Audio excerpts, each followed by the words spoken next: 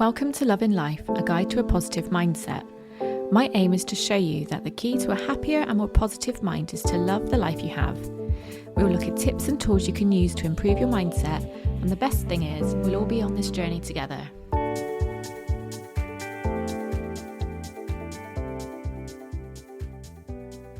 Welcome back to Love in Life. Welcome back if you are a regular listener. I'm so glad that you've come back for more. Welcome to any new listeners or to anyone who's watching on YouTube. This is my first time recording for YouTube, recording a podcast video. So there's one thing that you should know about me over anything else, and that is that I've got two French bulldogs. And having two French bulldogs often comes with funny noises and distractions. So I'm just going to turn the camera so as you can see them. But there they are, Rosie and Hugo. The one with the donut on his head is Hugo. And he's got that on because if we're not sat with him and giving him lots of attention, then he chews his paws, itches his ear, and he's very needy. So if you ever hear any funny noises going on in the background, then it's probably them. Or it could be, if it's school holidays, it could be my kids playing on their computer games. I've got two teenage boys who, let's say, are avid gamers and get very frustrated when things aren't going their way.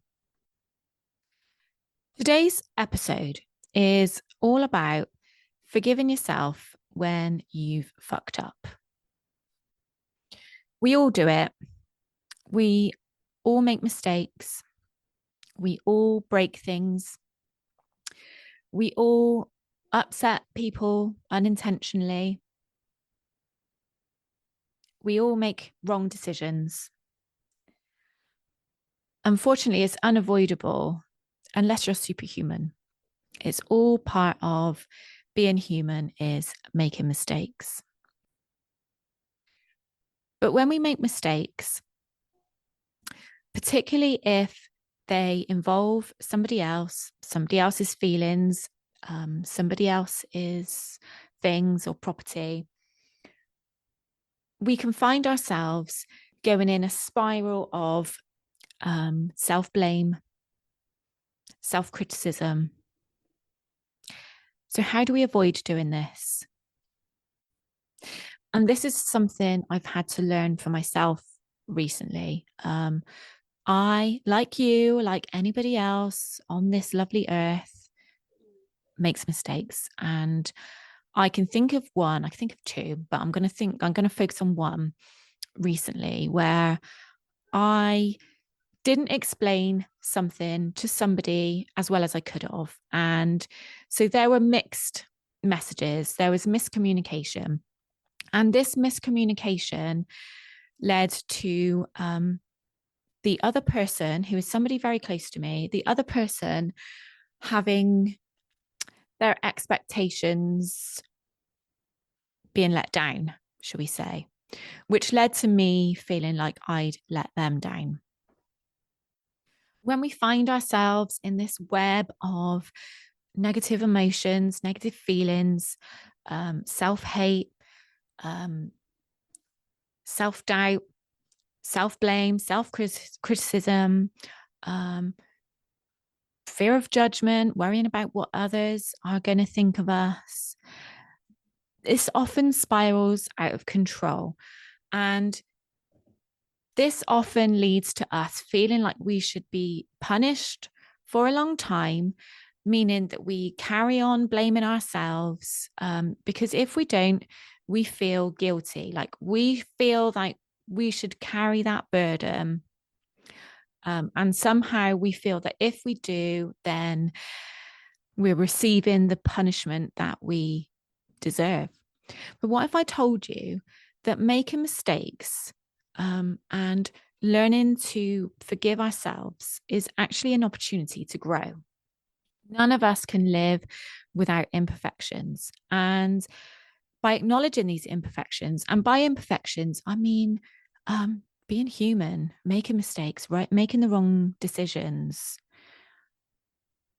not being perfect at everything, and being willing to be vulnerable. And I guess admitting you're wrong, admitting you've done something wrong is being vulnerable. Admitting you've upset somebody is being vulnerable. But being willing to be vulnerable and to see these imperfections can actually put us on the path to personal growth, or speed up our personal growth. So I have put together a very simple ABC of how we can begin the path to self-forgiveness when we've made a mistake. So A is acknowledging that you've made a mistake. Acknowledging to yourself, because I don't know about you, quite often, if I make a mistake, my initial response is to automatically defend myself. And I really go into defensive mode. But by acknowledging what you've done wrong is the first step of, admitting that you are not perfect, accepting responsibility for the things that we've done wrong, intentionally or not, accepting responsibility for them, and if necessary, apologizing for those mistakes. And this shows our willingness to move on. And I encourage you to think of a time when somebody might have made a mistake and you were on the receiving end of it. How did you feel with how they responded? If they were defensive and immediately tried to make excuses, how did that make you feel? And similarly, if they admitted they were wrong, acknowledged they'd made a mistake, how did that make you feel? Like, did them acknowledging it, just simply acknowledging it, make you feel better somehow, and like they have some remorse? It just, in my experience, it does take the sting out of it when people can say, yeah, I'm so sorry, I've fucked up. This is what I would do next time. So that was A. B is to breathe. Breathe. Meditate. Practice mindfulness. Observe your thoughts and feelings, like any feelings or emotions that are coming up for you. Let them come up and let them pass without judgment. So these feelings that we feel when we've made a mistake, feeling like we've let somebody down, feeling shame, feeling guilt, feeling regret. These are all feelings that we all feel from time to time. And let's be honest, they're shit feelings. It's not nice knowing that you've been the reason for somebody being upset. But by letting those feelings come up, sitting with them, breathing with them, and letting them go, letting them pass on, is all part of the grieving process, all part of the healing process of making mistakes. But it's really important to let these feelings pass without holding on for them for too long. And this is where what I was saying earlier about feeling like we have to hold on to these feelings and emotions in order to punish ourselves. That simply isn't the case. Like, it doesn't make any difference if you however long you hold on to it for. It doesn't make any difference. Feeling those feelings in the first place is what makes us empathetic people. But by holding on to those feelings for longer than they need to is going to create limiting beliefs for us. And this is especially true if you're a people pleaser. Like, I try really hard not to be, but many of us are, and it's something that I work on lots. But if we're a people pleaser and if we allow ourselves to feel shame and guilt longer than we need to, then we're going to go out of our way to please people and to put others' feelings before our own all the time. So when I say breathe, I literally mean breathe. Breathe those feelings. Breathe them in. The shame, the guilt. Let them sit with you. It's okay. We're all going to feel that. And when you breathe out, let them come out with your breath. Breathe out that feeling of shame, regret, guilt, feeling like you've let people down.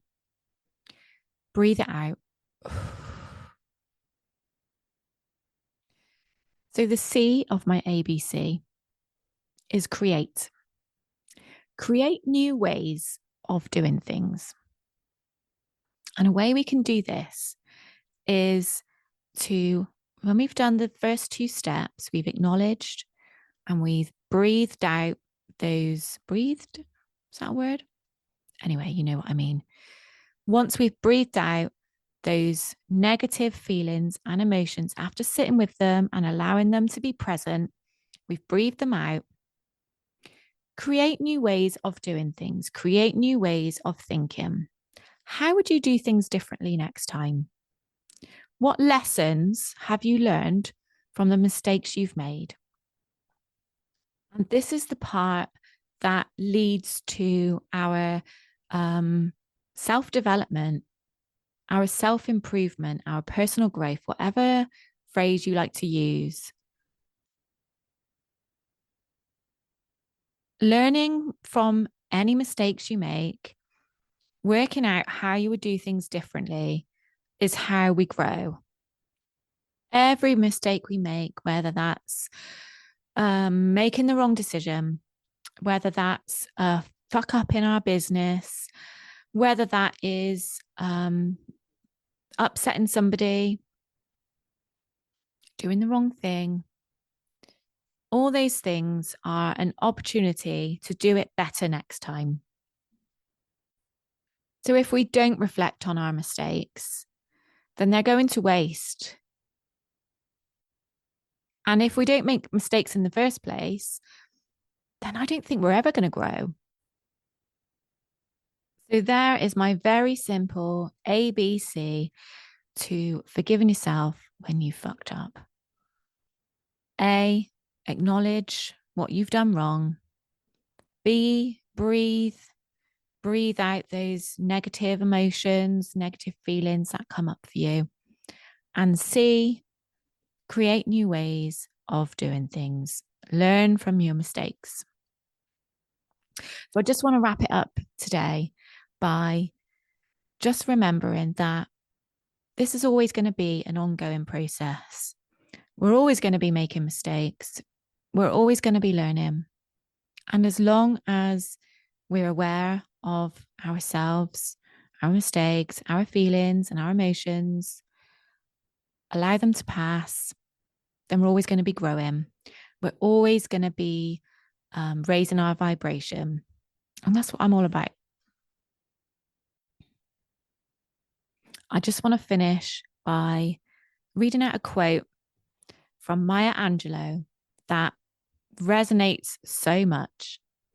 And that is forgive yourself for not knowing what you did not know before you learned it. Such a powerful quote. Anyway, I hope this episode has helped. Next time you feel you're unable to forgive yourself for a mistake you've made, come back to this episode. And if it's resonated with you, then please, please do leave me a note in the comments. I'd really appreciate that. For the YouTubers watching, if you want to know how you can follow me, how you can find out more about me, then please head to the show notes. And well, same with audio listeners.